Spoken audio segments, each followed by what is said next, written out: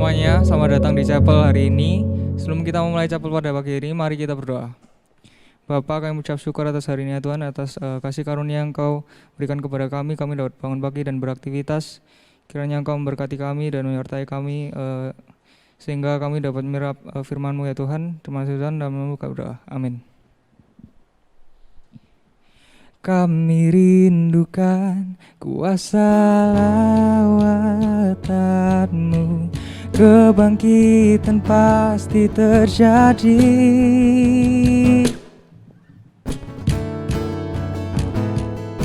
Oh, oh, oh, oh.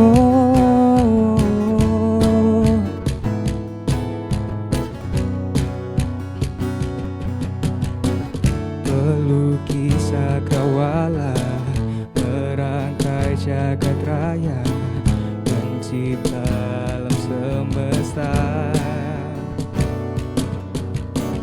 pemilik kehidupan yang sanggup menyelamatkan. Dialah jalan kebenaran. Kami rindukan kuasa lawatan-Mu, kebangkitan pasti terjadi. Oh, oh, datanglah dan bertata, kuat dan berkuasa. Saat hati bersatu, menaikkan pujian, belenggu dipatahkan, mujizat dinyatakan. Great is our God. Ba-ba-da, ba-da-ba-ba-da-ba-ba-da, da-da-da-da-da. Pemilik kehidupan yang sanggup menyelamatkan. Dialah jalan kebenaran.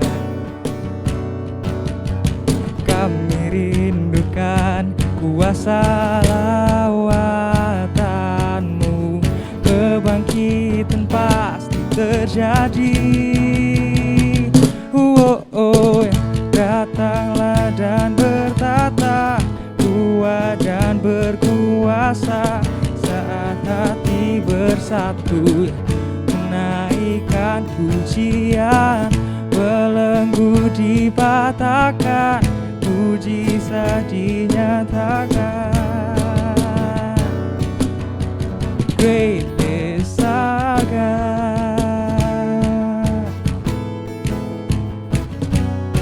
Oh, oh.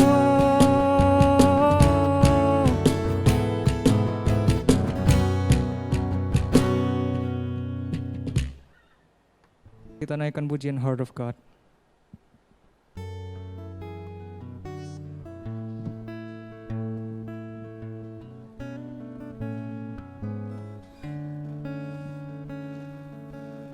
Here I stand before you now,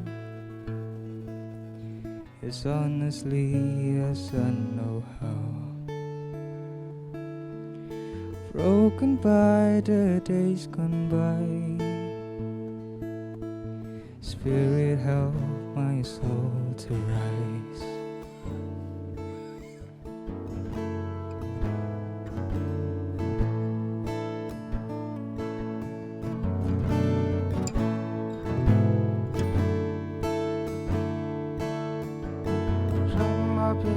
But I still fail, and even when you're with me there, you remind me I'm the child of God, regardless of the things I've done. All my hope is found in perfect love.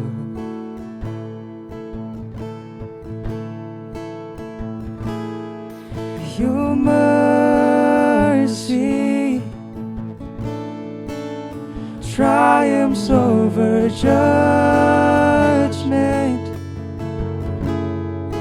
Love wider than horizons,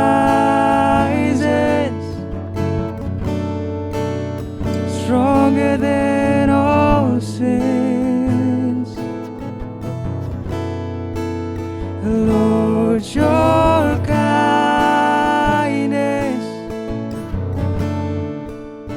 leads us to repentance,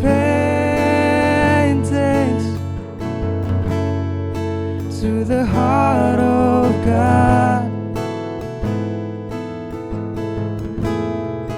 Your heart of God is all I want.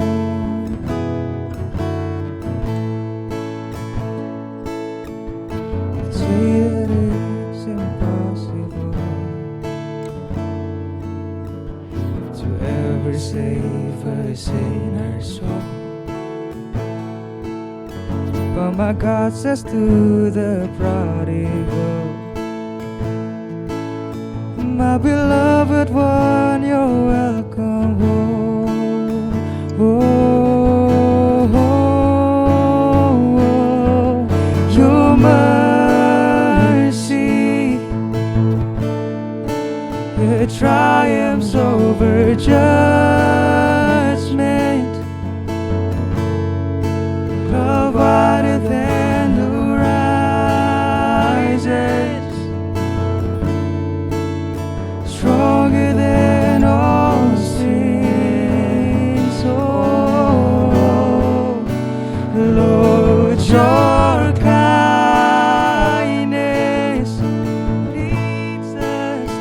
leads us to repentance,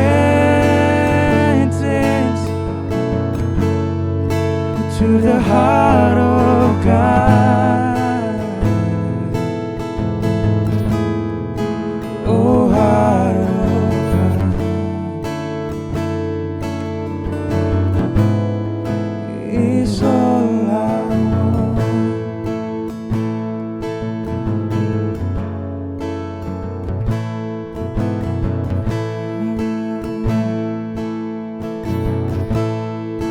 No triumphs over judgment.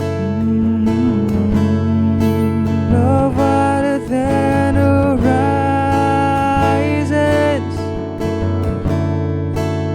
stronger than all sins. Lord, your kindness leads us to repentance, to the heart of God. Oh, heart of God is all I want. All to Jesus I surrender, all to Him I freely give.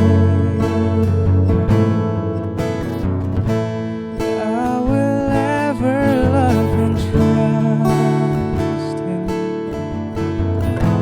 in His presence daily.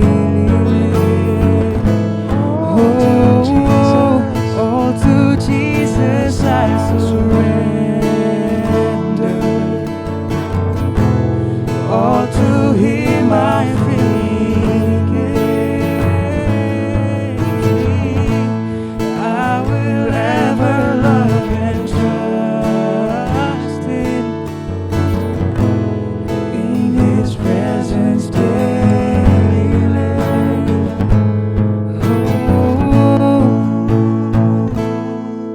your mercy triumphs over judgment. Love wider than horizons,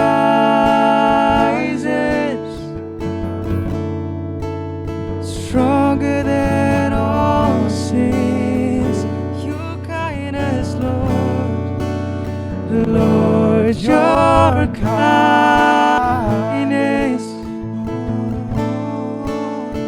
leads us to repentance, to the heart of God.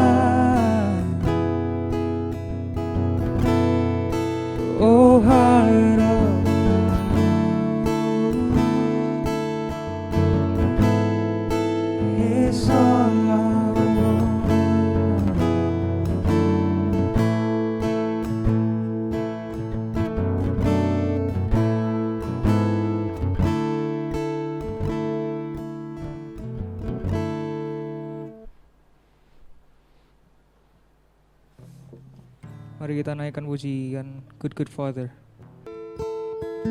Mari kita semua siapkan hati kita dan kita menyanyikan lagu ini.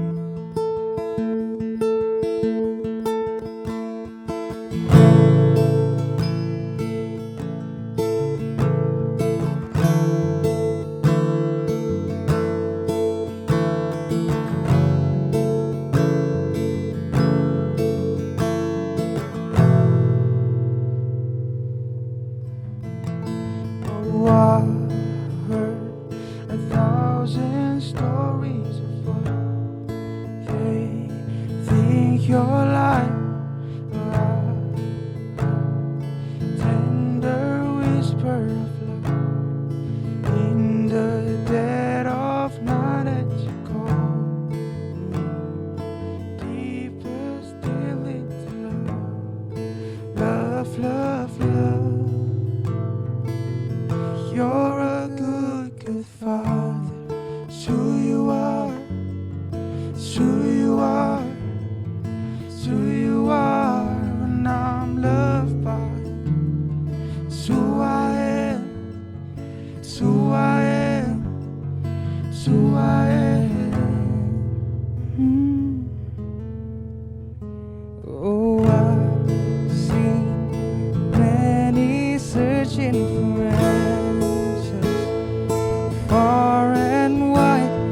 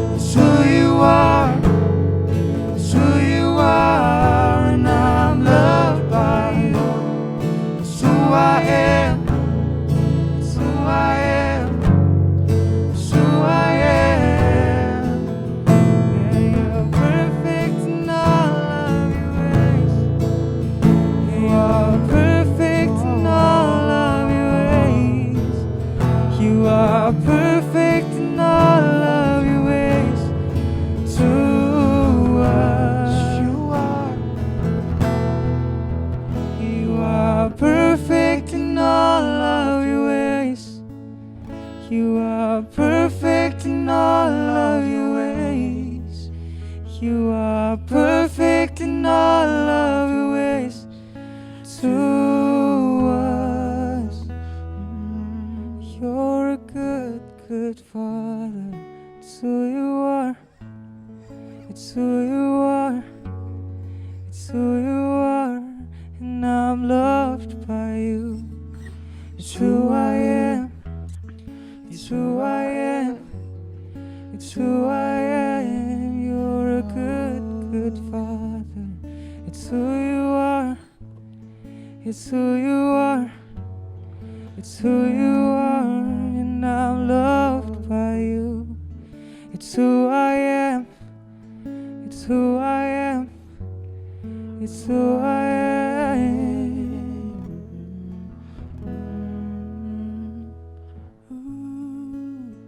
Mari kita siapkan hati kita untuk mendengarkan firman Tuhan di dalam doa. Bapa kami yang di surga, kami sungguh mengucap syukur karena Engkau adalah Allah yang berbelas kasih terhadap setiap kami. Sehingga Tuhan di dalam keberdosaan kami, Engkau nggak menyerah tetapi Engkau mengajarkan firman Tuhan kepada kami. Oleh karena itu Bapa, kami mau merendahkan hati kami, mendengarkan firman-Mu sehingga kami bukan hanya bisa merenungkannya tetapi juga bisa menjadi pelaku firman-Mu. Berbicaralah ya Tuhan, sebab kami siap mendengar. Haleluya, amin. Hi everyone, hopefully semangat kita satu frekuensi pagi ini. Nah, kenapa? Karena hari ini Teacher Fonda sangat bersemangat untuk menyampaikan kabar baik kepada kalian semua. Menariknya, hari ini Teacher tuh dipercayakan untuk menyampaikan topik yang sama seperti yang sudah pernah Teacher sampaikan di tahun 2019 lalu. Apa topiknya? Yaitu mengenai garam dan terang. Teacher lepas masker dulu ya. Oke, nah semua pasti sudah familiar dengan Matius 5 ayat 13 dan 14. Teacher bacain dulu ya. Ayat 13. Kamu adalah garam dunia. Jika garam itu menjadi tawar, dengan apakah ia diasinkan? Tidak ada lagi gunanya selain dibuang dan diinjak orang. Ayat 14. Kamu adalah terang dunia. Kota yang terletak di atas gunung tidak mungkin tersembunyi. Dari ayat yang sudah familiar ini, lantas pertanyaannya adalah, apakah kita benar-benar paham makna, relevansi, implikasi, dan juga aplikasi garam dan terang dunia? Oke. Hal pertama yang selalu Teacher garis bawahi ketika Teacher membaca firman Tuhan ini adalah kata "adalah" itu sendiri. Kenapa sih kok ini menjadi penting? Menariknya adalah Alkitab tidak menggunakan kata "kamu jadilah" atau "kamu harus menjadi", tetapi menggunakan kata "adalah". Berarti ada hal penting nih. Di dalam sosiologi, kita tuh mengenal satu konsep yang namanya status dan peran. Status itu adalah identitas atau kedudukan seseorang di dalam masyarakat.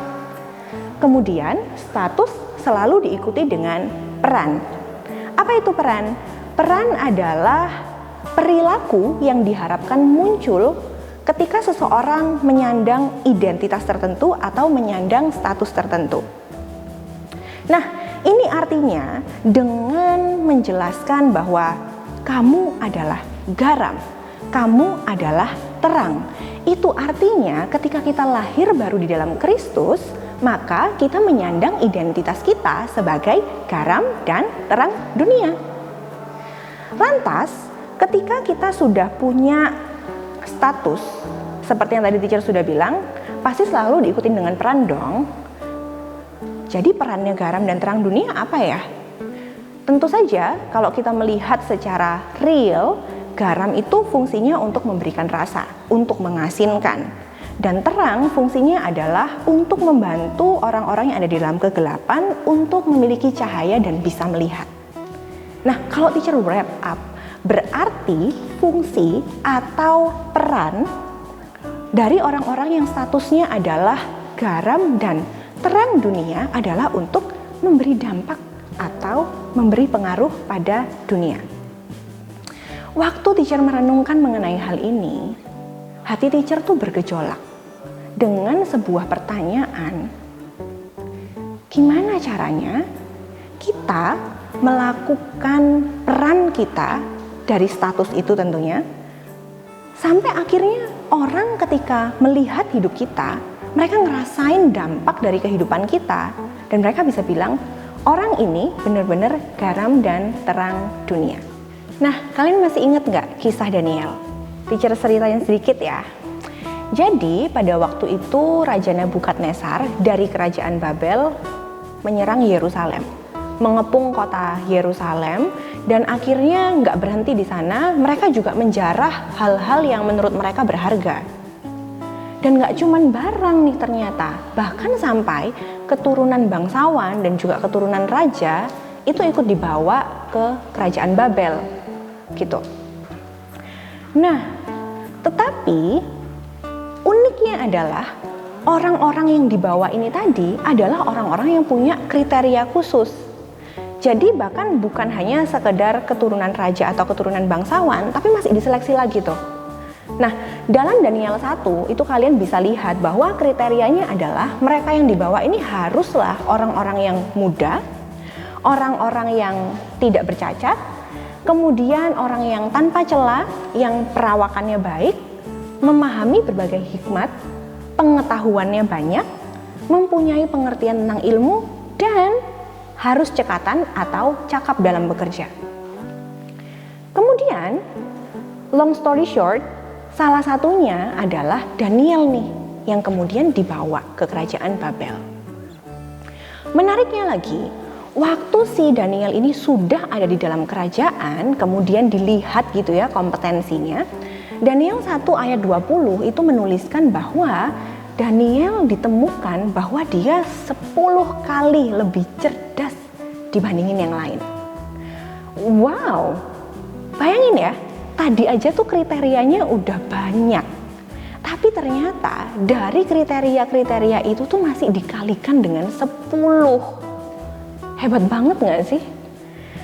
Nah, karena semua kompetensi yang dia miliki itu tadi, akhirnya di dalam istana pun dia nih dapat satu pekerjaan yang luar biasa gitu. Karena ada kompetensi, makanya bisa ada posisi yang oke. Apa sih posisinya? Ini kita dapat clue di dalam Alkitab, kita nanti bisa baca dari Daniel 2 ayat 48, Daniel 4 ayat 9, dan juga Daniel 5 ayat 11. Di sana dituliskan bahwa posisinya Daniel atau core kompetensinya Daniel ini ternyata adalah sebagai kepala orang-orang berilmu. Ini kalau di Alkitab bahasa Inggris ya, sebenarnya lebih kelihatan langsung jadi kayak sebuah title gitu, yaitu Chief of the Wise Men, kepalanya orang-orang yang wise. Teacher penasaran dong, sebenarnya artinya wise itu apa sih? Dan di Oxford Dictionary itu ternyata dituliskan arti kata wise itu sendiri adalah having good judgment. Logikanya, kalau Daniel adalah chief atau kepala dari orang-orang yang punya good judgment, berarti Daniel ini having better judgment daripada orang-orang yang lainnya gitu. Nah, ketika teacher memikirkan semua hal ini begitu ya, dari semua kompetensinya Daniel begitu, dari semua kisah yang dia lewati gitu ya, teacher jadi mikir begini, berarti sebenarnya orang Kristen atau umat Tuhan itu kualitasnya nggak bisa kaleng-kaleng loh. Karena dengan kita punya kualitas yang nggak kaleng-kaleng, akhirnya dunia itu notice eksistensinya kita, notice keberadaannya kita, dan akhirnya dunia memberikan kita kesempatan atau peluang untuk memberikan dampak. Dan kalau kita udah punya peluang itu, maka kita bisa grab peluang itu, dan akhirnya kita bisa buktikan bahwa dengan kompetensi kita yang nggak kaleng-kaleng itu, kita bisa kasih dampak dan juga pengaruh yang luar biasa. Tapi apakah benar seperti itu? Ternyata di Alkitab itu dituliskan loh, bahwa ternyata karena semua kompetensinya Daniel, begitu ya, nanti kamu bisa baca tuh kitab Daniel, dituliskan bahwa bahkan Raja Nebukadnezar dan juga Raja Darius itu sampai mengakui Allahnya Daniel dan bilang bahwa ini adalah Allah yang hidup. Jadi kita bisa lihat korelasinya ya. Ketika kita sebagai umat Tuhan punya kompetensi yang luar biasa dan kita grab peluang itu, maka nama Tuhan tuh dipermuliakan. Dan dipermuliakannya itu dengan super amazing. Nah, terus teacher berpikir, nggak cukup sampai di sana dong. Pasti kita mau tahu, kuncinya apa? Apa sih yang bisa bikin seorang Daniel punya kompetensi yang sebegitu hebatnya? Kuncinya adalah di Daniel 5 ayat 12. Jadi ini kisahnya tuh permaisuri lagi ngomong sama raja. karena ada masalah nih di dalam kerajaannya kan. Terus si permaisuri bilang, raja, tahu nggak sih bahwa sebenarnya di dalam kerajaan kamu ini, kamu punya seseorang yang namanya Daniel, dan dia punya kualitas. Pertama, dia punya roh dan pengetahuan dan akal budi. Nah, kata dan itu pasti punya signifikansi nih. Kenapa? Karena artinya dengan kata dan, maka Daniel punya 3 kualitas ini. Nggak memilih salah satunya, tapi 3-tiganya di-wrap dalam seorang being. Tetapi dari hal ini, teacher juga menemukan sesuatu yang menarik di dalam Alkitab. Teacher itu terlalu percaya bahwa ketika Roh Kudus mengilhami manusia untuk menulis sebuah kitab, itu bahkan sekuensinya itu menunjukkan sesuatu yang penting. Makanya kenapa ini ditulisnya adalah roh dan pengetahuan dan akal budi. Kenapa kata roh ini ada di awal? Ini sebenarnya menunjukkan apa sih? Kenapa ini harus ada di awal sih, gitu ya? Nah, kita baca dari Amsal 2 ayat 6. Amsal 2 ayat 6 berisikan begini. Karena Tuhanlah yang memberikan hikmat. Dari mulutnya datang pengetahuan dan kepandaian. Sebab Tuhan mengaruniakan hikmat, pengetahuan, dan pengertian datang dari mulutnya. Wow. Berarti sebenarnya kata roh ada di sana itu menunjukkan bahwa ada sumber. Maka kalau kita melihat lagi ke dalam kitab Daniel, di dalam Daniel 2 ayat 18 dan juga dalam Daniel 6 ayat 11, itu diceritakan bahwa kuncinya adalah sebelum mengambil semua keputusan dan dalam kesehariannya itu Daniel selalu berdoa. Dan gak cukup di sana, dia berdoa tuh 3 kali sehari, kayak orang makan, dan disertai dengan dia memuji Allah. Ini artinya kata roh itu kaitannya adalah dengan membangun hubungan yang intimate dengan Kristus. Berarti ketika kita punya relasi yang intimate dengan Kristus yang ternyata adalah sumber dari hikmat dan juga pengetahuan itu sendiri, maka akhirnya kita bisa punya kualitas yang amazing, yaitu punya roh, punya pengetahuan, dan juga punya akal budi. Tapi ya, pasti kalau kita kayak gini nih, kita selalu mikir relevansinya dan juga aplikasinya firman Tuhan untuk kita di zaman sekarang lantas apa? Ternyata itu sangat relevan dan bisa kita aplikasikan. Di kelas 11 sekarang itu sedang belajar tentang modernisasi dan globalisasi. Jadi kalau kita lagi belajar tentang 2 hal ini tuh akhirnya kita kebuka ya, kita tahu nih arahnya dunia lagi kemana gitu. Dan ternyata arahnya dunia adalah kepada dunia yang problemnya makin kompleks dan juga kompetisinya itu semakin ketat. Teacher kasih contoh deh, kita ambil perdagangan internasional ya. Kalau kita ngomong tuh persaingannya dalam perdagangan internasional, Korea dengan make up dan juga beauty industry-nya, dia menjadikan itu sebagai soft weapon untuk menguasai pasar global. Atau kita ambil negara lain, Tiongkok. Sejak tahun 2013 itu presidennya sudah menggaungkan OBOR, One Belt, One Road, atau inisiatif untuk membangun perdagangan gitu ya, dan fokusnya di China. Makanya kalau kita lihat ke fakta, itu pelabuhan yang paling sibuk dari 10 pelabuhan tersibuk di dunia ya, 6 itu ada di China.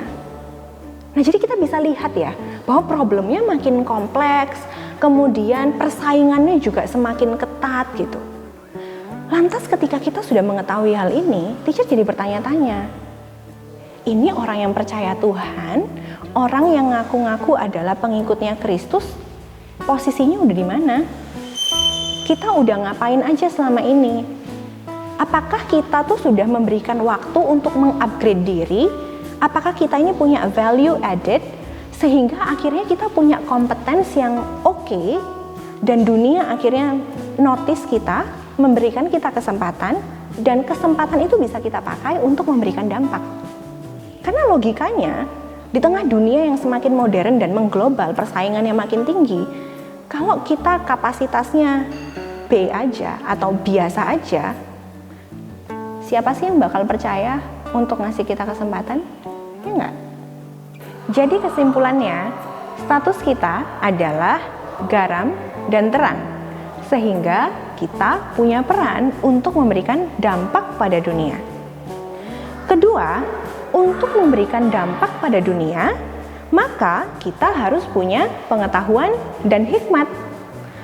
Bahkan, we have to work even better supaya peluangnya makin besar untuk kita memberikan dampak.